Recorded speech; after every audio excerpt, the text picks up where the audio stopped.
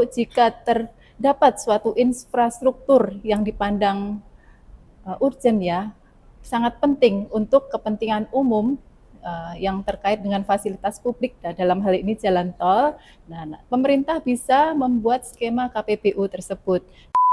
Amortisasi itu Mbak, apakah mulai dari pembangunan kah, atau operasional kah, atau kapan Mbak? Kalau itu terkait dengan biaya yang digunakan untuk mendapatkan ya aset yang nanti pengoperasiannya bisa lebih dari 1 tahun, itu bisa dikapitalisasi.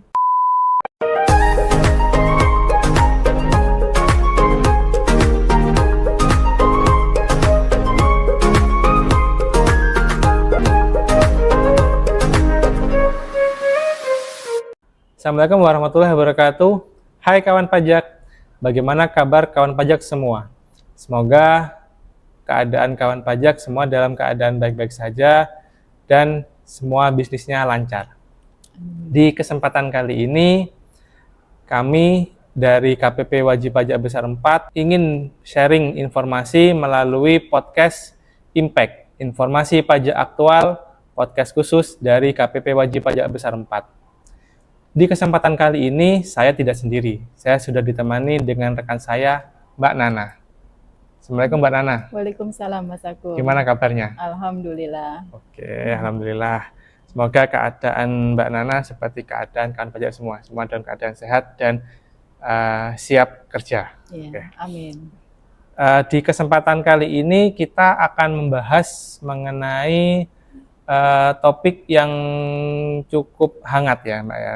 Jadi sudah menjadi diskusi yang berkelanjutan antara KPP Wajib Pajak Besar 4 dengan wajib pajak KPP Wajib Pajak Besar 4. Karena kan sebagaimana kita ketahui KPP Wajib Pajak Besar 4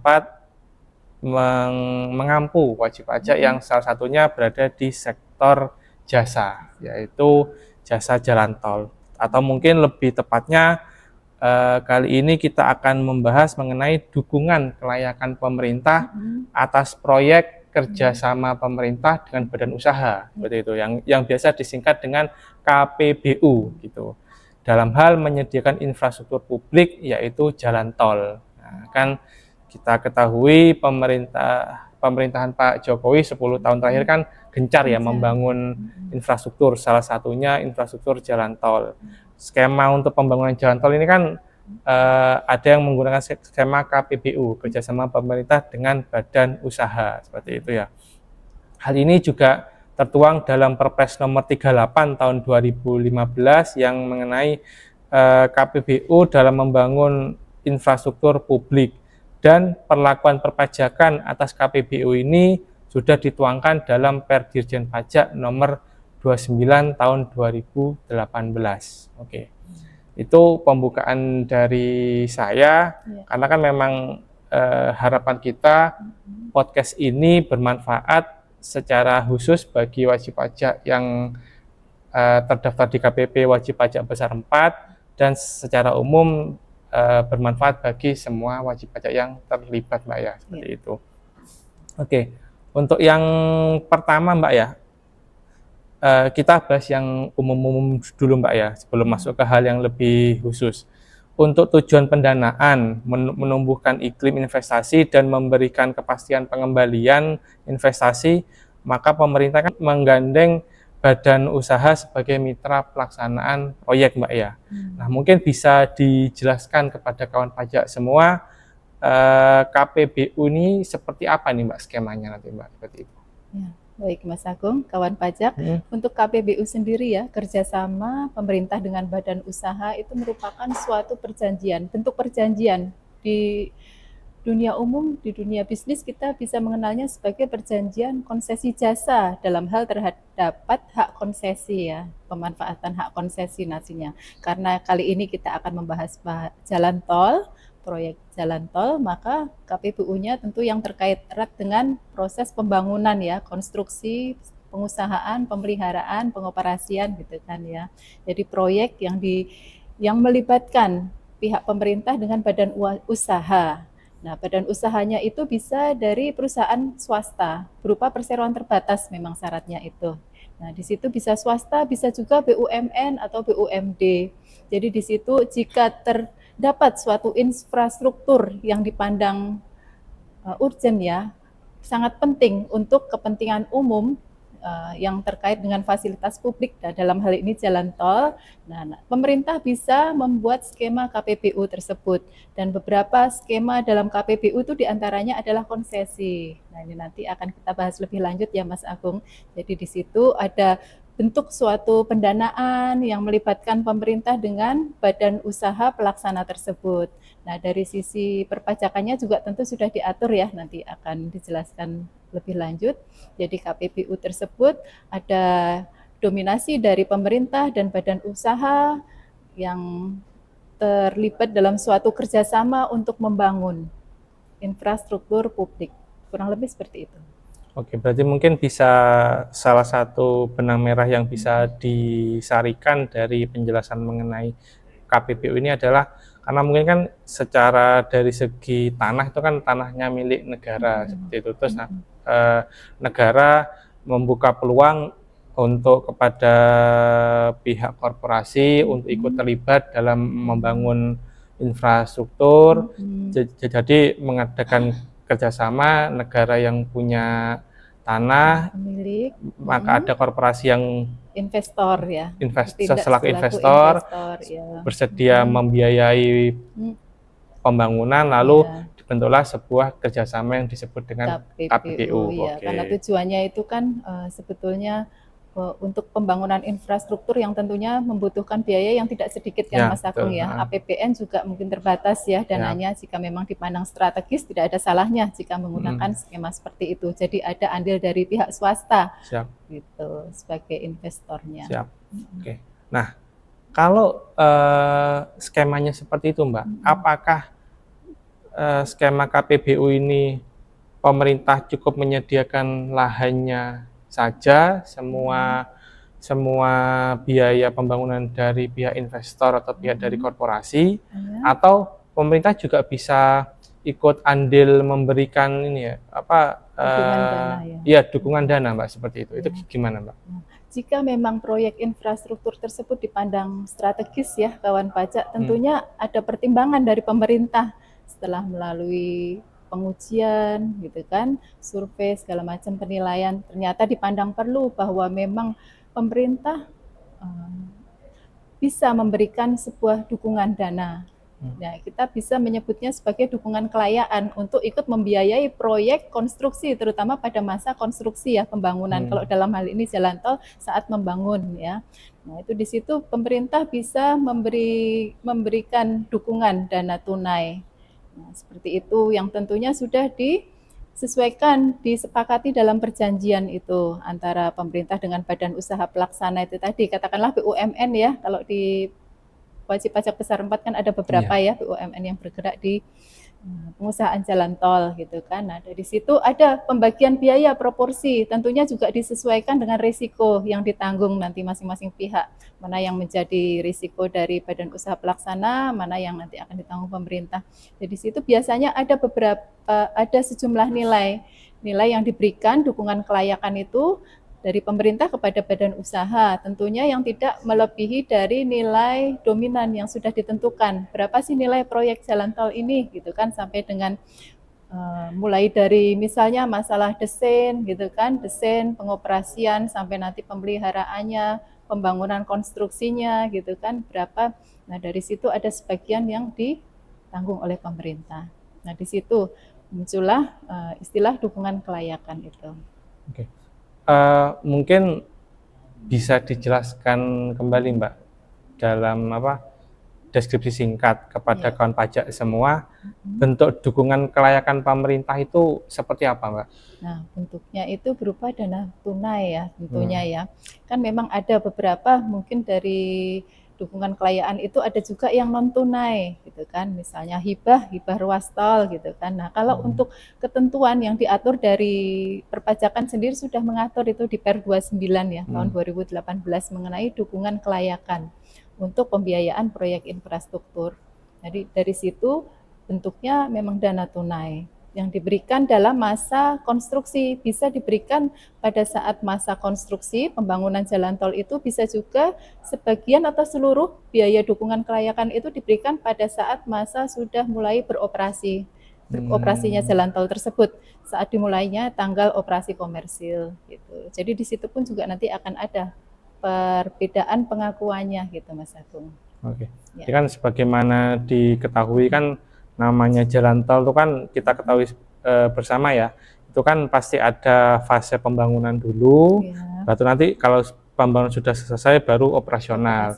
Bentuk dukungan pemerintah tuh bisa saat pembangunan saja, operasional saja, ataupun keduanya gitu Mbak ya. Bisa, Oke. begitu. Dan biasanya dilakukan secara bertahap. Jadi nanti dicairkannya oleh Badan Usaha Pelaksana itu secara bertahap atau angsuran gitu, kawan pajak. Oke.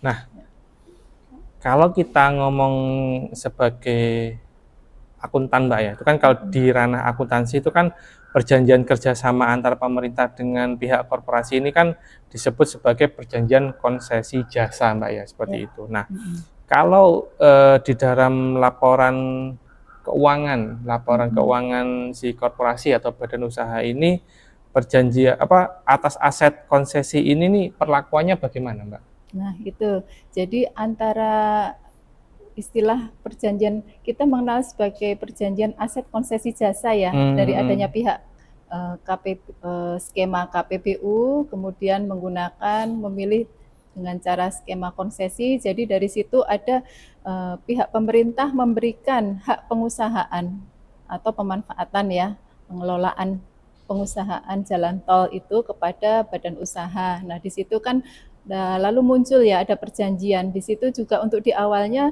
tentunya juga sudah ditentukan berapa lama akan ada proyek kerjasama itu, KPBU itu. Katakanlah mungkin 50 tahun ya, kalau secara umum bisa sampai 50 tahun nih. Maksimalnya jadi bisa maksimal umur konsesinya bisa dikatakanlah itu. Nah kalau tadi dibilang dalam masa konstruksi, nah tentunya untuk semua biaya itu yang dikeluarkan dalam masa konstruksi tentunya akan diakuinya konstruksi dalam pengerjaan gitu kan, KDP.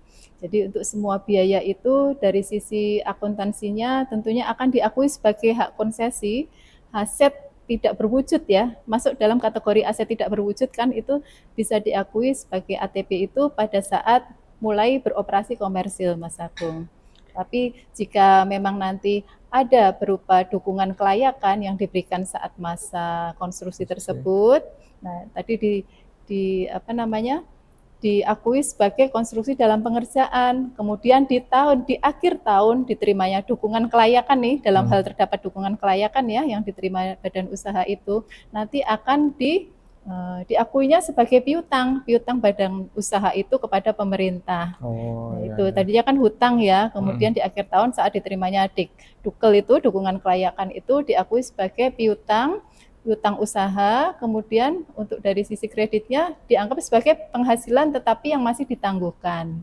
Gitu. Nah, nanti pada saat beroperasi komersil baru dianggapnya untuk penghasilan yang ditangguhkan tersebut, piutang itu tadi dianggap sebagai penghasilan.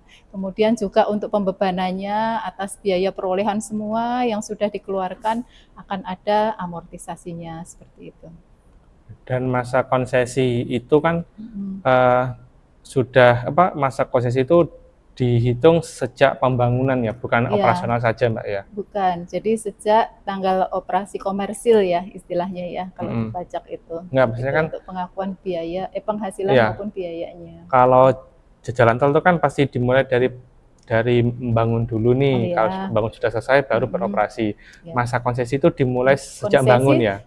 Masa konsesi ya, jadi masa konsesi itu kalau bisa dari mulai pembangunan sampai dengan pengoperasiannya. Tapi kalau untuk perhitungan penghasilan maupun amortisasinya tentunya dimulai sejak masa beroperasi komersil.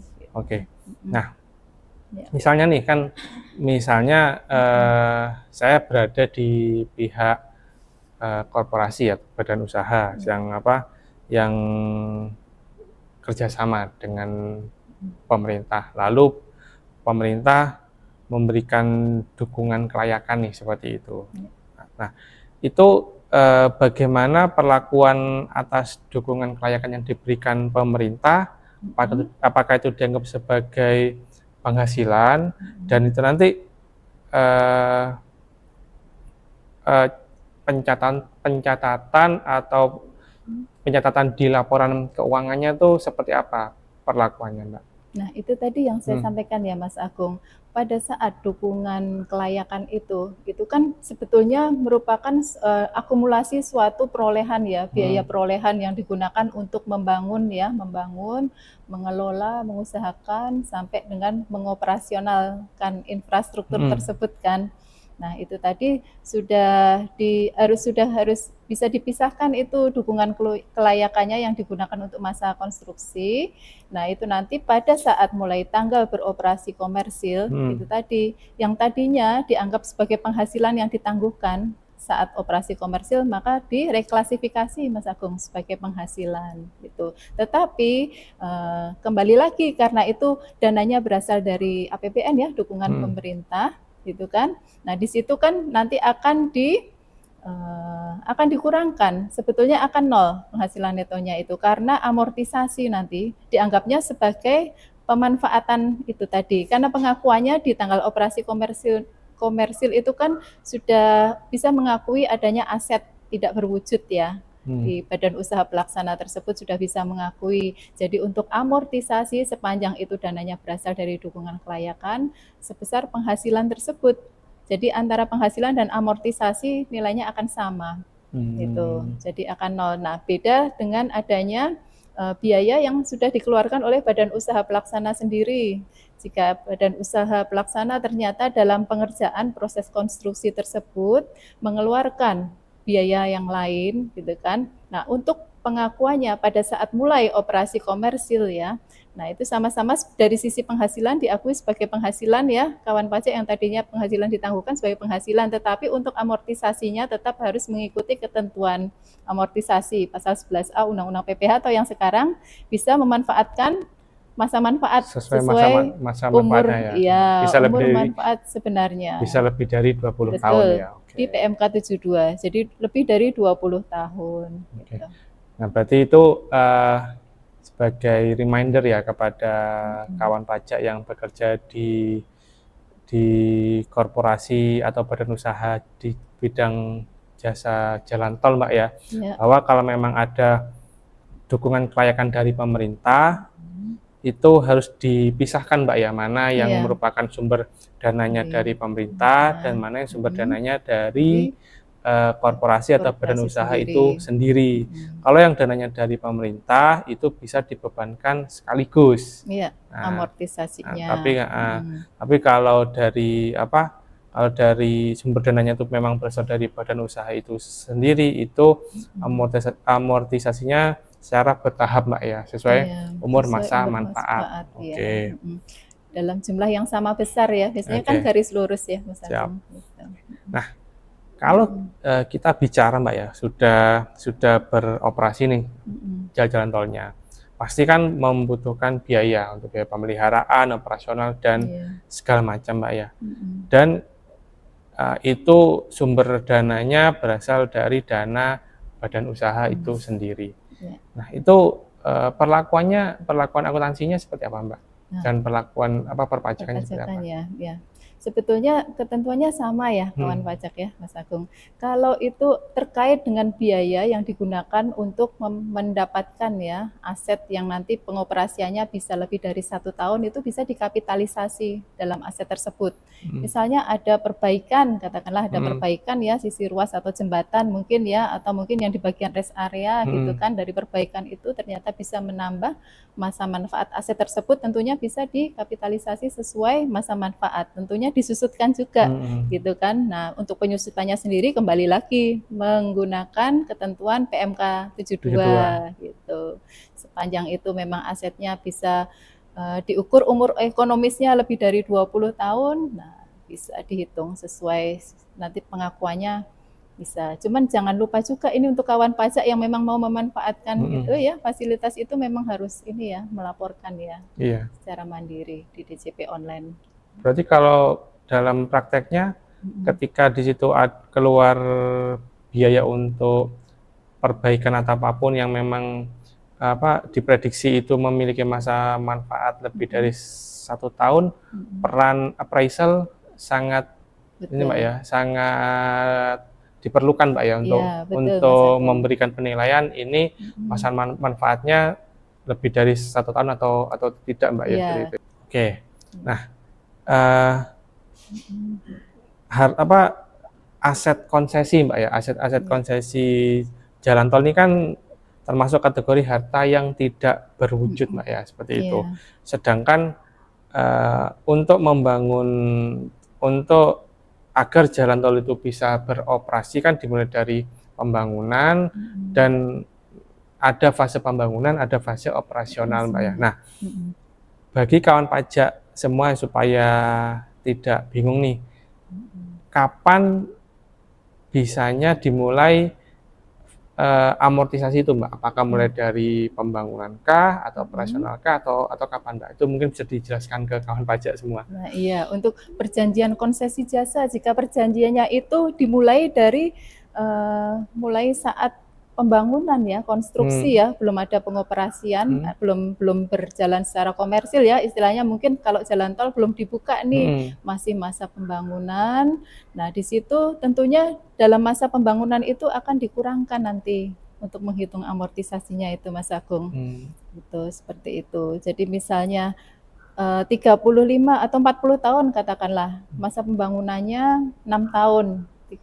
Itu kan 40 tahun, jadi 6 tahun, jadi sisanya itu yang nanti baru bisa diperhitungkan penyusutan atau amortisasinya. Gitu. Tapi pastinya kan pada saat proses diskusi dalam membentuk KPBU itu tadi kan masa konsesi sudah diperhitungkan dengan masa pembangunannya Mbak ya. Jadi pembangunannya berapa, operasionalnya berapa, berarti kalau di total inilah masa konsesinya seperti itu Mbak ya. Betul, karena sebetulnya juga kan tetap ya untuk dari sisi bisnis ya, tentunya juga akan berusaha ya untuk mendapatkan gain ya, keuntungan gitu kan. Gitu. Lalu gini Mbak, pengaturan jangka waktu amortisasi Mbak ya atas hak konsesi itu kapan berakhirnya, lalu metode apa saja yang bisa digunakan untuk menghitung amortisasi atas konsesi jalan tol itu kan maksudnya ini kan menjadi pokok yang krusial kan Mbak ya, seperti itu. Berakhirnya sampai kapan dan metode apa yang boleh digunakan Mbak? Berakhirnya tentunya jika sudah berakhir perjanjian jasa itu ya. Jadi karena untuk perjanjian konsesi jasa itu kan hak kepemilikan itu kan memang tetap milik pemerintah ya sampai dengan masa perjanjian konsesi itu berakhir.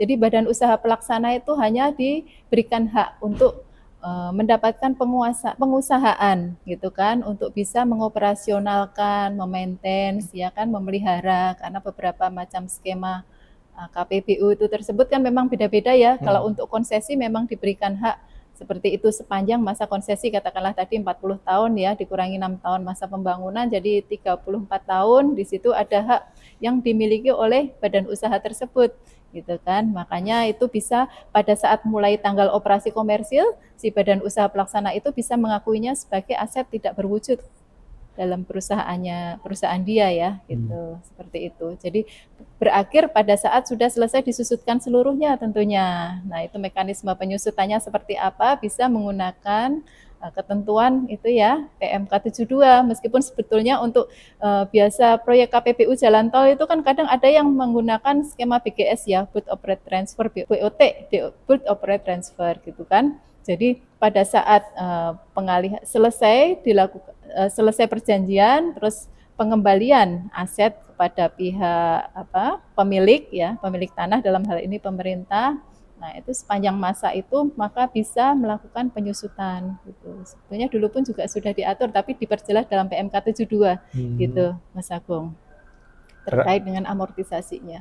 Berarti kalau dari segi pajak nih, DJP ini mengatur ketentuan amortisasi untuk aset tidak berwujud nih seperti apa gitu. Jadi khususnya untuk jalan tol ini yang diperbolehkan nih apa Mbak? Ya, itu. Untuk metodenya tentunya dengan metode garis lurus ya, Hanya biasa garis ya, lurus saja. garis lurus. Tapi Hmm, kalau secara komersil biasanya kalau secara umum itu perusahaan kan ada membebankan ya untuk aset ya dalam suatu apa namanya bangunan ya, bangunan jalan tol itu kan tidak hanya jalan dan jembatan ya, mungkin ada area lain ya. Di situ bisa menggunakan volume produksi. Kalau secara komersil biasanya seperti itu ya untuk jalan dan jembatan. Jadi berdasarkan tiket nih.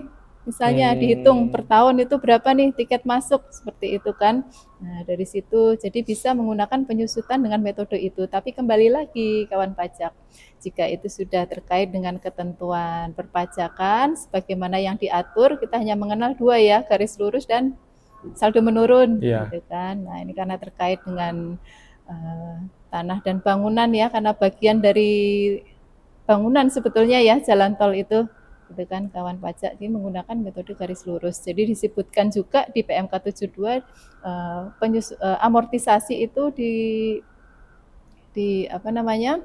Diakui dalam masa manfaat yang sebenarnya dengan persentase yang sama besar gitu kan. Kalau Hmm. persentasenya sama besar, nilainya kan garis lurus. Karena Mungkin di enggak. PMK 72 itu Mm-mm. sebagaimana kawan pajak semua sudah ketahui dan dulu kita sudah sosialisasikan tuh salah satu poin pentingnya adalah mengubah masa manfaat aset Mbak ya, yang Ya. apa beberapa aset Mm-mm. yang dulu hanya dibatasi 20 tahun Mm-mm. sekarang bisa Bisa menjadi lebih. lebih dari 20 tahun Mbak Ya, ya. Dan ya. yang kena salah Mm-mm. satu yang terdampak adalah Terdampak. jalan Mm-mm. tol Mbak Jalan ya. tol, iya. Nah, tadi kan Mbak Nana sudah menjelaskan secara teorinya seperti itu Mbak ya.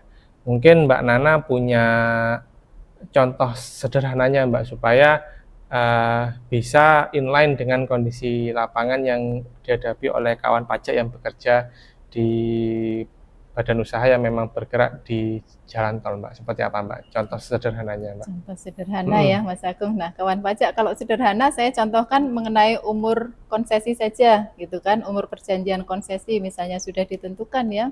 Dari KPPU itu ada 40 tahun tadi kan. Saya misalnya jelaskan 40 tahun nih, misalnya 40 deh. tahun tapi itu termasuk mulai dari tahap konstruksi. Misalnya mulai dari pembebasan tanah untuk land clearing gitu Hmm, kan sampai dengan pembangunan infrastrukturnya itu yang memerlukan katakanlah mungkin 5 tahun ya di hmm. situ sampai dengan sebelum tanggal operasi komersil dari 40 tahun itu masa perjanjian tentunya dikurangkan 5 tahun. Nah nanti untuk penghitungan amortisasinya tentunya mulai dari 35 tahun ke belakang Sisanya Mbak ya. Oh sisanya iya iya. gitu. Jadi seperti itu contohnya. Itu kecuali tadi ya, seandainya ada skema yang dana dukungan kelayakan tadi yang Hmm, kita bahas di depan ya Mas Agung ya, untuk dukungan kelayakan itu juga sebetulnya berpengaruh kan ya untuk pemberian dukungan kelayakan di masa konstruksi atau di masa saat sudah mulai beroperasi komersil, itu nanti juga berpengaruh terhadap penghitungan penyusutannya gitu. oke. Nah, Mhm. itu kan jalan tol ini kan dari segi apa yang ada dan memang yang sekarang lagi dikerjakan kan ada yang sebelum berlakunya PMK 72, 72, ada yang setelah berlakunya PMK iya. 72, Mbak. Nah, Mhm. bisa diinformasikan Mbak kepada kawan pajak semua, kalau memang ingin memanfaatkan yang masa manfaat Mhm. sesuai sebenarnya, jadi Iya, lebih dari 20 20 tahun. tahun ini, Mhm. bagaimana nih Mbak, apa perlakuannya? Kan ada yang sudah Iya. berjalan nih, ada yang Mhm. akan berjalan gitu. Kan Iya. mungkin kan Mhm. kalau yang memang belum berjalan kan ya memang tinggal apa setelah berlakunya PMK 72 ini kan ya udah tinggal disesuaikan aja dengan Iya. masa manfaatnya. Nah, tapi Mhm. kalau yang udah Kalau yang berjalan nih sudah Mbak, berjalan ini iya. seperti apa? Karena di situ dibatasi ya untuk Mhm, di pasal-pasal terakhir itu ya Mas mhm. Agung ya untuk kawan pajak di PMK 72 itu kan mulai tahun pajak 2022. 22, oke. Nah, itu dasarnya juga nilai sisa buku fiskal akhir tahun 2021. Jika Mhm. ingin menghitung ulang ya, mengadjust penyusutannya dengan menggunakan masa manfaat sebelumnya, dan tentunya setelah secara formal juga melakukan langkah-langkah sesuai ketentuan, yaitu mendaftar melalui DJP online ya kawan pajak. Login ke DJP online menggunakan NPWP dan password, lalu memilih fitur profil ya Mas Agung, kemudian juga pilih aktivasi free tour gitu kan ya kawan pajak, kemudian mencentang tuh di bagian penyusutan dan amortisasi. Lalu lanjut juga masuk ke menu ubah fitur layanan. Setelah masuk menu fitur penyusutan amortisasi, ubah fitur layanan. Nah, di situ lanjut ke menu layanan dan milih penyusutan amortisasi. Setelah itu pilih pemberitahuan, karena ini kan sifatnya pemberitahuan ya, bahwa akan memanfaatkan masa manfaat sesuai umur ekonomi sebenarnya. Jadi pemberitahuan, kemudian pilih menu lagi pemberitahuan masa manfaat. Nah, masa manfaat aset. Kemudian kembali pilih bangunan permanen, gitu, sesuai jenis bangunan mana yang akan dilakukan penyesuaian seperti itu. Sifatnya Jadi itu pemberitahuan berarti, pemberitahuan. Jadi ini jika memang mau ada perpanjangan masa manfaat sesuai dengan kondisi sebenarnya, wajib pajak juga memberitahukan kepada DJP melalui akun DJP online mereka masing-masing, Mbak ya. Iya, tapi batas waktunya tanggal 30 April 2024. Paling lambat. Paling lambat ya. Jadi bersamaan dengan jatuh tempo penyampaian SPT tahunan ya, PPh Badan. Kalau lewat dari itu berarti masih mempertahankan sebelumnya, Mbak ya, yang maksimal 20 tahun. Makasih Mbak Nana. Jadi dari hasil diskusi kita tadi, saya paling enggak tuh dapat 6 kesimpulan, Mbak ya. Jadi saya coba bacakan. Nanti kalau memang ada yang kurang pas, tolong dikoreksi, Mbak ya. Jadi paling tidak ada 6. Yang pertama, bahwa KPBU Jalan Tol ini atau kerjasama pemerintah dengan badan usaha jalan tol merupakan suatu bentuk perjanjian konsesi jasa yang menghasilkan aset hak konsesi yang menjadi kewenangan badan usaha pelaksana selaku investor untuk memanfaatkan hak pengelolaan jalan tol sesuai dengan kesepakatan dalam perjanjian. Lalu yang kedua, terbuka peluang bagi pemerintah untuk memberikan dukungan kelayakan berupa dana tunai dalam rangka penyediaan biaya infrastruktur kepada badan usaha pelaksana proyek jalan tol. Lalu yang ketiga, dukungan kelayakan diberikan pada masa konsesi, dukungan kelayakan diberikan pada masa konstruksi atau pembangunan dan atau setelah tanggal operasi komersial seperti tadi yang kita diskusikan, Mbak ya. Bisa konstruksi saja, bisa operasional saja atau bisa keduanya. Lalu yang keempat, saat dana tunai dukungan kelayakan diterima oleh badan usaha pada masa konstruksi jalan tol, maka diakui sebagai piutang usaha dan penghasilan yang ditangguhkan. Lalu yang kelima, saat dana tunai dukungan kelayakan diterima oleh badan usaha pada saat jalan tol mulai beroperasi, maka penghasilan ditangguhkan diakui sebagai penghasilan dan diamortisasi dan amortisasi aset hak konsesi dibebankan sekaligus. Jadi memang dipisahkan antara memang ini sumber dananya dari pemerintah dan sumber dananya memang dari badan usaha itu sendiri. Dan yang terakhir, untuk biaya penyediaan infrastruktur jalan tol yang berasal dari badan usaha pelaksana diamortisasi pada saat tanggal operasi komersial dengan metode garis lurus dengan masa manfaat sebenarnya secara taat asas. Jadi kalau memang pada saat masa konstruksi belum ada amortisasi, Mbak ya, seperti itu. Ada lagi yang mau ditambahkan, Mbak Nana? Sudah cukup ya. Semoga penjelasan dari kita, sharing dari kita yang kita bawakan barusan mengenai hak konsesi jalan tol bisa bermanfaat bagi wajib pajak, khususnya wajib pajak yang terdaftar di KPP Wajib Pajak Besar 4 dan pada umumnya kepada wajib pajak secara keseluruhan. Karena kan yang mengelola jalan tol kan tidak hanya terdaftar di KPP Wajib Pajak Besar 4, ada juga di KPP lainnya. Seperti itu. Oke, satu hal lagi, kami mengingatkan juga bahwa jika wajib pajak atau kawan pajak ada yang belum melakukan pemadanan NIK, kami sarankan untuk segera melakukan pemadanan NIK di akun DJP online kawan pajak semua. Gampang kok, tinggal dicek semua data yang memang ada di situ. Jika memang itu semua sudah valid, tinggal centang kolom valid. Jika memang ada yang belum sesuai, silakan diubah sesuai dengan keadaan sebenarnya atau sesuai dengan dokumen kependudukan. Jika memang itu bisa dirubah di akun DJP online, monggo dirubah di sana saja. Tapi jika memang tidak bisa dirubah, silakan mengajukan perubahan identitas kepada KPP tempat kawan pajak terdaftar. Hal ini karena penggunaan NIK menjadi NPWP akan berlaku pada tanggal 1 Juli tahun 2024.